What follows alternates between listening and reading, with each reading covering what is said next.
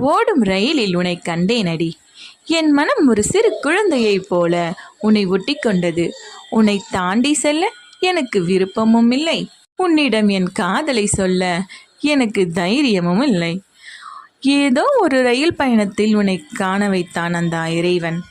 என்னுடைய வாழ்க்கை பயணத்தில் உன் கை கோர்த்து அழகான நந்தவனத்தில் வாழ்க்கையில் ராஜ நடையோடு நடக்க வைப்பானா? உன் கை கோர்த்து உன் தோல் சாய்ந்து ஒரு ஆளுமை நிறைந்த ஆண்மகனாக வாழ எனக்கு துளியும் விருப்பமில்லை.